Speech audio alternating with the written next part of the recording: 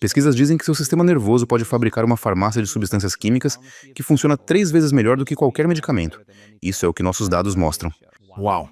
3 vezes? Sim. Então, um ótimo ensaio de medicamento, certo? Sim. Um ótimo estudo de medicamento é entre 18% e 25%. De vez em quando você encontra um remédio onde é 30%, mas 25% é uma boa medida. Uma em cada 4 pessoas. Onde funciona é eficaz 30% do tempo. Sim, uma em cada 4 pessoas. Vamos simplificar. Certo? Então, nos nossos eventos de 7 dias, no final dos 7 dias, apenas tome isso como um exemplo.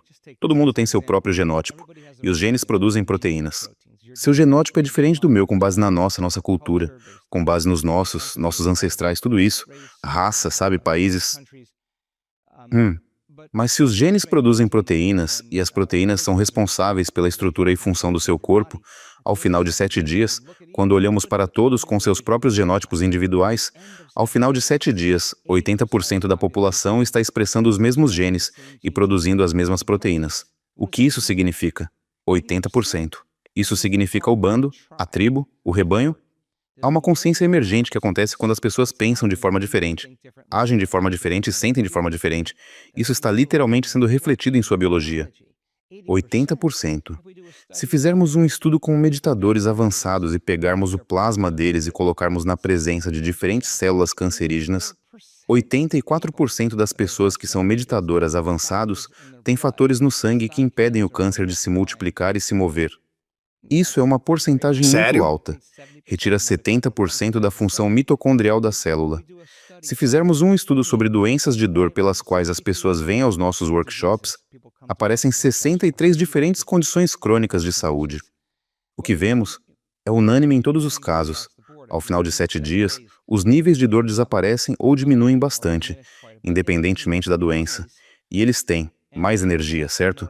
Eles têm menos fadiga.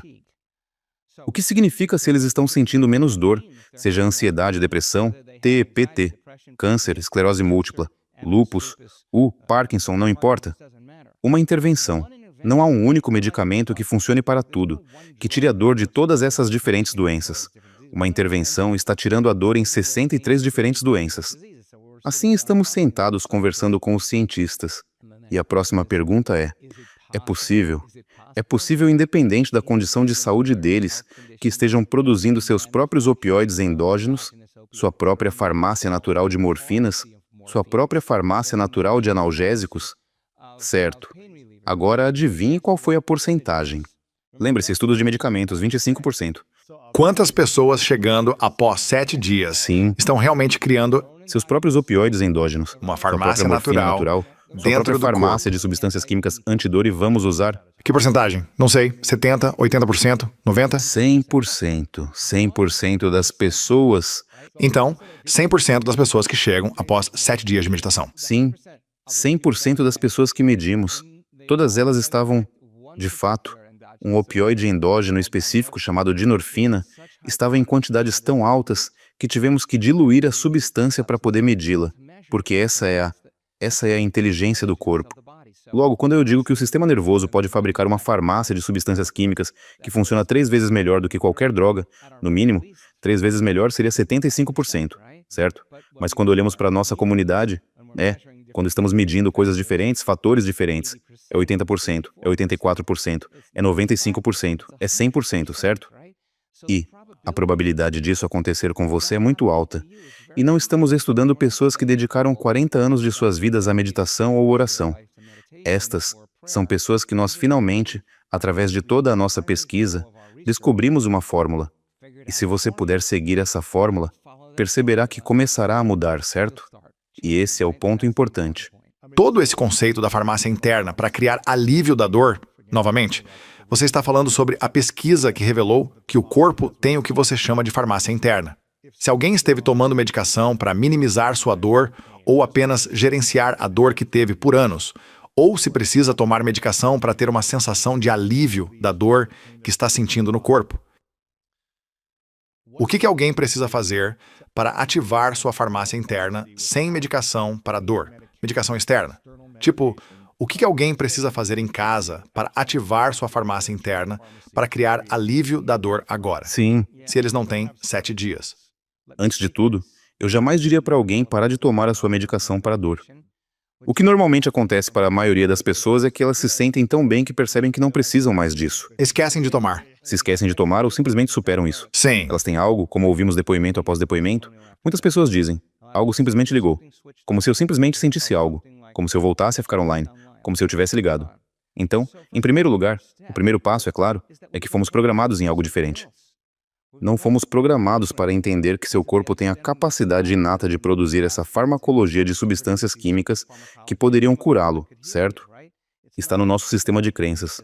Fomos condicionados a acreditar que se você tomar alguma substância exógena, e no momento em que a toma e ela tira sua dor, no momento em que percebe que essa dor desaparece, você se lembra do que a causou.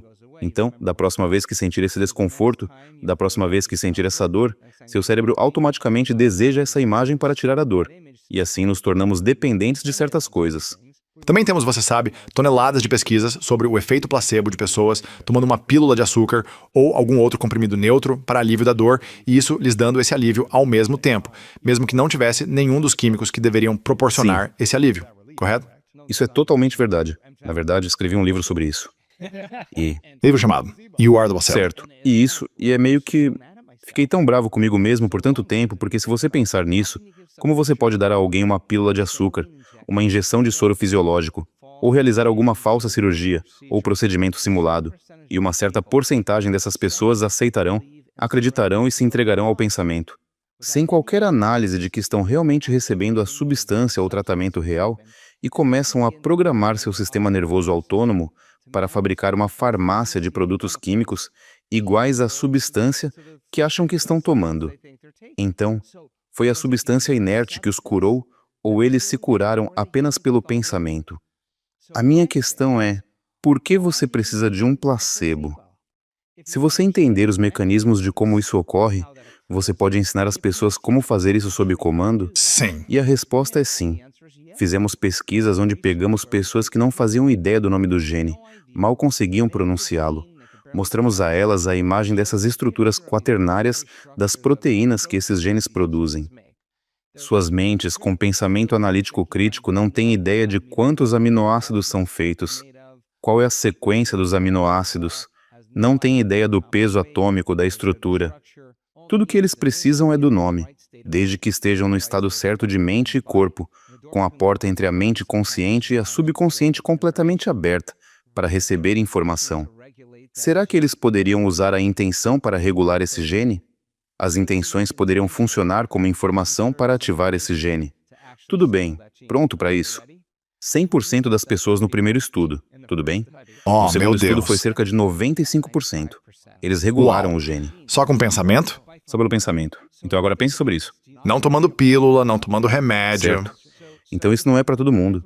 Então, para uma pessoa que realmente quer entender isso, há muito aprendizado que precisa acontecer. E foi isso que fizemos com o nosso artigo. Nós queríamos ter certeza. E é isso que eu faço com meus workshops. Quero desafiar suas crenças atuais e você tem que reconceituar certas coisas, porque é muito mais fácil esquecer do que lembrar, certo?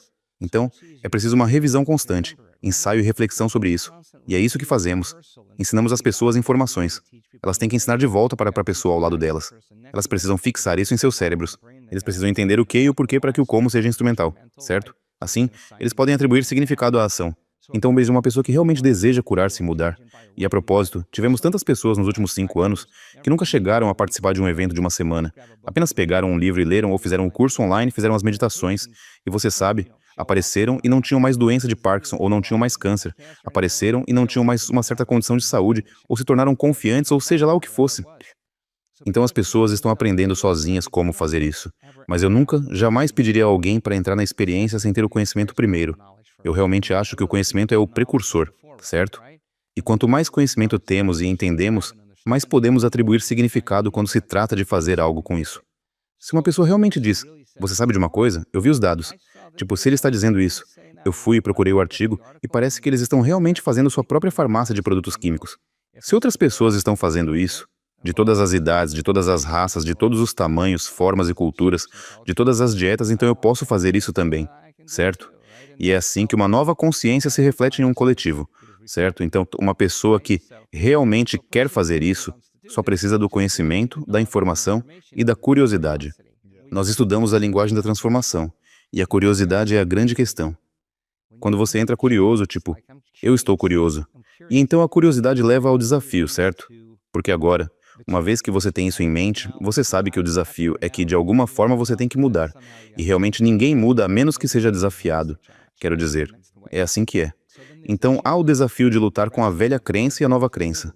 É assim que as mudanças acontecem. E Desconfortável. é desconfortável, é doloroso. Demora muito para sair desses programas. Desinvestir desses programas requer energia e consciência. Mas o ato de fazer isso várias vezes, de repente, faz com que a pessoa realmente deixe de acreditar naquilo e comece a acreditar em outra coisa. Agora, se você está constantemente revisando o modelo, a experiência é o melhor professor. Continue pedindo à pessoa para entrar na experiência, ter a experiência, aprender com a experiência, evoluir sua experiência, e com o tempo, você começa a se sentir melhor. Não dissemos, vá produzir seus próprios opioides endógenos. Esse foi apenas o efeito colateral de uma pessoa que parou de se atormentar. Vivendo no Se queixando passado. e culpando e sentindo dor e sofrimento. Você sabe, o corpo foi aliviado. Quero dizer, a dor é o passado, certo? O corpo está fora do passado e agora está liberado. Está livre, certo? O corpo pode sentir dor ao pensar no futuro? Isso acontece o tempo todo. Quero dizer, quando você está estressado, o que você faz? Sempre vamos para o pior cenário possível, porque se você pode se preparar para o pior, se algo menos acontecer, você tem uma chance melhor de viver e sobreviver. E é tudo sobre permanecer vivo. Ouvi você dizer que muita da dor vem da memória do passado, e de se apegar a essa memória de quem te machucou, ou o que deu errado, ou a vergonha que você teve em relação a algo que fez a outra pessoa, seja o que for, ou aquele acidente que tive, ou o que for. Mas a dor também é causada por pensar no desconhecido do futuro? Com certeza.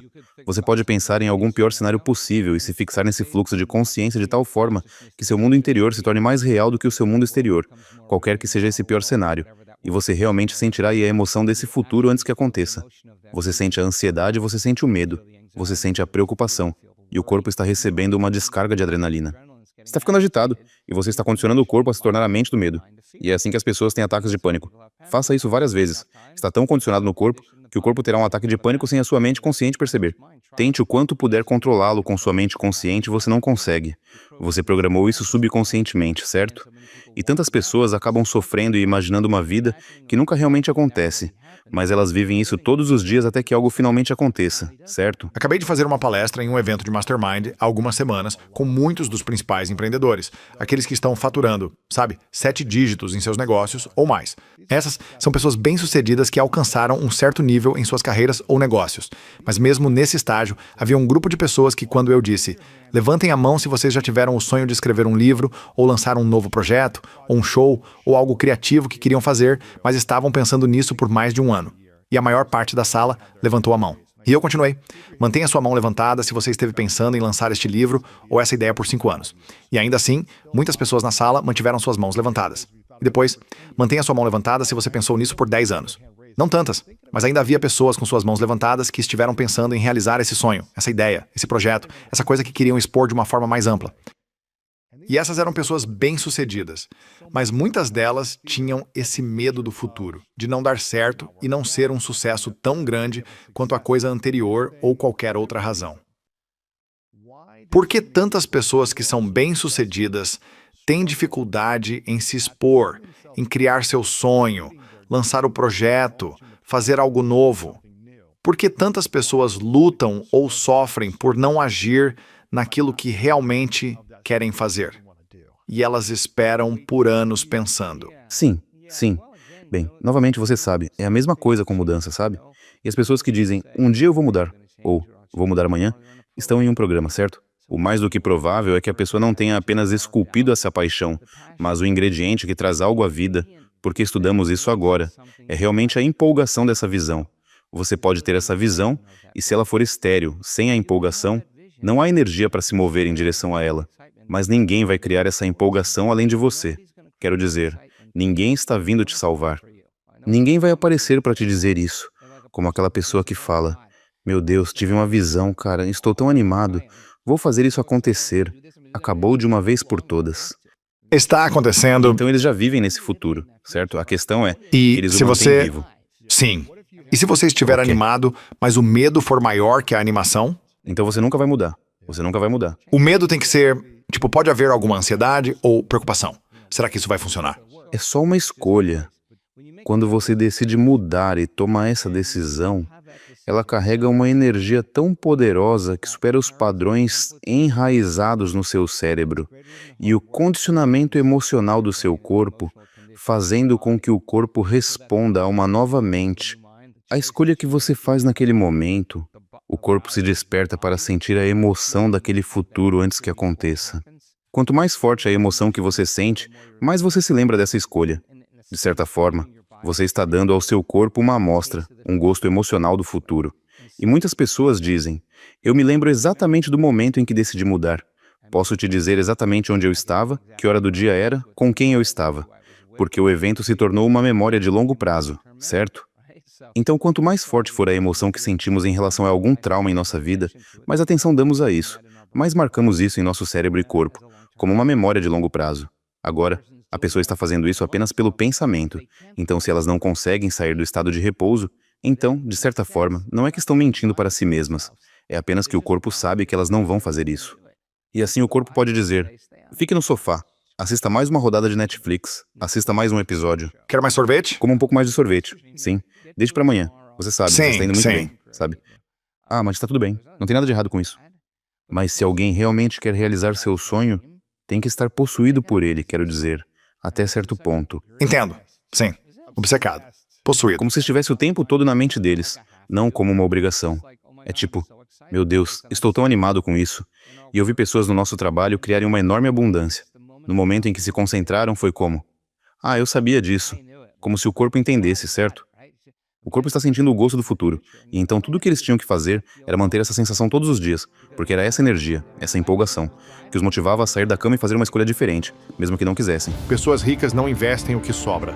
Elas investem primeiro e depois gastam o que resta. Este hábito cria disciplina, cria estrutura e cria um mecanismo automático de construção de riqueza. É uma mentalidade de longo prazo em vez de resultados de curto prazo.